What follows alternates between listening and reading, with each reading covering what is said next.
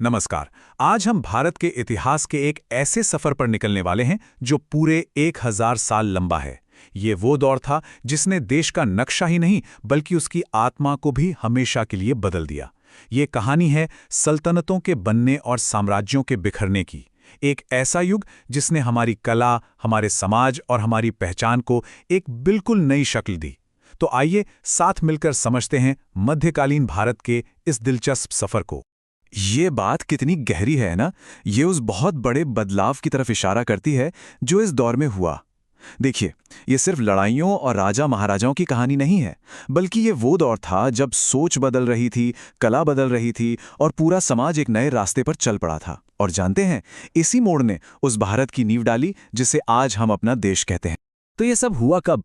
चलिए जरा टाइमलाइन पर एक नजर डालते हैं। तो देखिए, हमारी कहानी शुरू होती है 8वीं सदी से और ये चलती है पूरे 18वीं सदी तक, मतलब पूरे 1000 साल। और इस लंबे सफर में दो बहुत बड़े पड़ाव आते हैं। पहला 1206 में, जब दिल्ली सल्तनत की शुरुआत हुई, और फिर दूसरा बड़ा मोड़ आया 1526 में, जब मुगल साम्राज्य का उदय हुआ। बस यही वो 1000 साल हैं जिनकी कहानी में हम आज उतरने वाले हैं। तो सवाल ये है कि ये जो नया युग था, ये शुरू कैसे हुआ? देखिए, ये कोई रातों रात हुआ बदलाव नहीं था, बिल्कुल नहीं। ये एक बहुत धीमी, धीरे धीरे चलने वाली प्रक्रिया थी। इसमें नए नए लोग आए, नए विचार आए, शासन करने के नए तरीके आए, और सबसे बड़ी बात, जो भी आया वो यहीं का होकर रह गया। और इसी से शुरुआत हुई एक ऐसे मिले जुले समाज की जिसे हम आज गंगा जमुनी तहजीब कहते हैं। तो इस नए युग की कहानी का जो पहला बड़ा चैप्टर है, वो है दिल्ली सल्तनत। सोचिए, ये पहली बार हो रहा था कि नॉर्थ इंडिया का इतना बड़ा हिस्सा एक सेंट्रल पावर के कंट्रोल में आया। और इस पावर का सेंटर क्या था? दिल्ली। यहीं से भारत पर हुकूमत करने का एक बिल्कुल नया सिस्टम, एक नया ढांचा बनना शुरू हुआ था। यहाँ एक दिलचस्प बात है कि दिल्ली सल्तनत का मतलब कोई एक परिवार का राज नहीं था। अरे नहीं, पूरे 320 सालों के दौरान यहाँ एक नहीं, दो नहीं, बल्कि 5 अलग अलग वंशों ने राज किया। गुलाम वंश से कहानी शुरू हुई, फिर आए खिलजी, फिर तुगलक, उनके बाद सैयद और आखिर में लोधी वंश। और मजे की बात यह है कि हर डायनेस्टी की अपनी एक अलग कहानी थी, अपनी एक अलग छाप। तो इस सल्तनत की नींव किसने रखी? कुतुबुद्दीन ऐबक ने। उनकी कहानी भी बड़ी कमाल की है।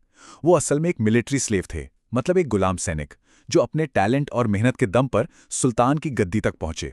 और इसीलिए उनकी डायनेस्टी को गुलाम वंश या स्लेव डायनेस्टी कहा जाता है।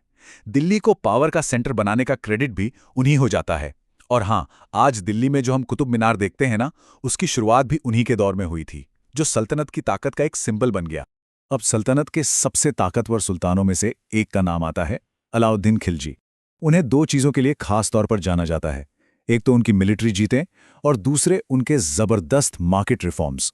उन्होंने इतनी मजबूत फौज खड़ी की कि उस वक्त के सबसे बड़े खतरे, मंगोलों के हमलों से सल्तनत को बचाए रखा। और साथ ही उन्होंने मार्केट कंट्रोल की एक ऐसी पॉलिसी लागू की जो उस जमाने के हिसाब से बिल्कुल रेवोल्यूशनरी थी, मतलब एकदम क्रांतिकारी। इनके बाद आते हैं मोहम्मद बिन तुगलक, एक ऐसा सुल्तान जिसे लेकर आज भी बहुत बहस होती है।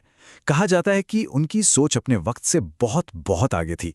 उन्होंने बड़े बड़े प्लान बनाए, जैसे राजधानी को दिल्ली से दौलताबाद शिफ्ट करना या फिर टोकन करेंसी चलाना।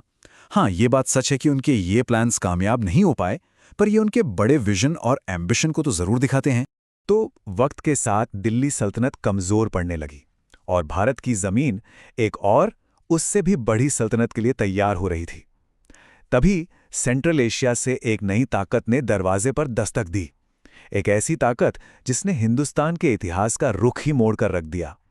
ये थे मुगल। साल था 1526, जगह पानीपत।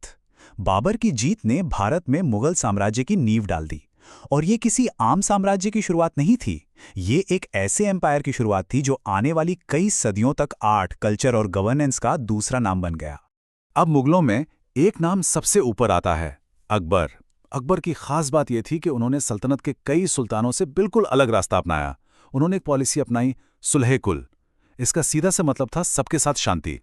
और ये सिर्फ कोई किताबी बात नहीं थी, बल्कि एक बहुत ही स्मार्ट स्ट्रैटेजी थी। इतने बड़े और अलग अलग धर्मों वाले साम्राज्य को जोड़े रखने का यही सबसे अच्छा तरीका था। उन्होंने अलग अलग धर्मों के लोगों के बीच बातचीत को बढ़ावा दिया, जिससे उनके साम्राज्य को एक ऐसी मजबूती मिली जो पहले कभी नहीं देखी गई थी।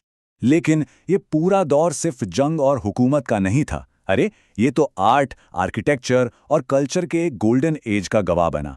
और इस दौर की जो कल्चरल विरासत है ना, वो आज भी हमारी पहचान का एक बहुत बड़ा हिस्सा है। और जब बात आर्किटेक्चर की हो तो सबसे पहला नाम जहन में क्या आता है? ताजमहल, है ना?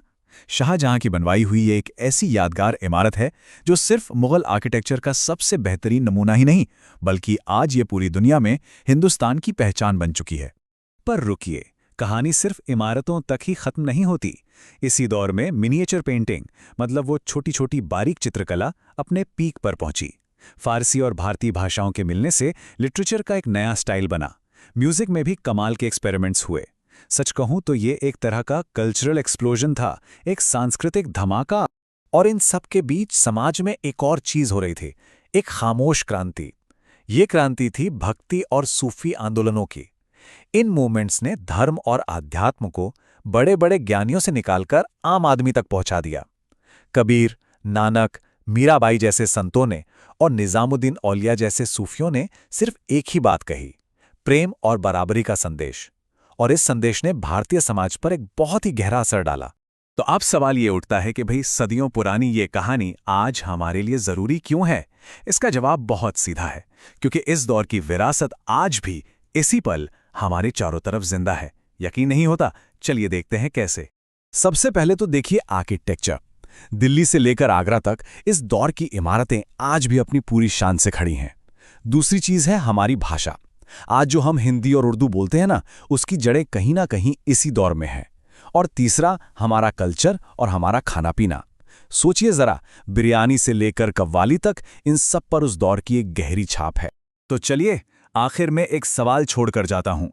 इस 1000 साल की जबरदस्त विरासत में से, चाहे वो हमारी भाषा हो, हमारा आर्किटेक्चर हो, हमारा संगीत हो या हमारा खाना हो, वो कौन सी एक चीज है जिसका असर आज हमारी रोज की जिंदगी पर सबसे ज्यादा है? सोचिएगा जरूर।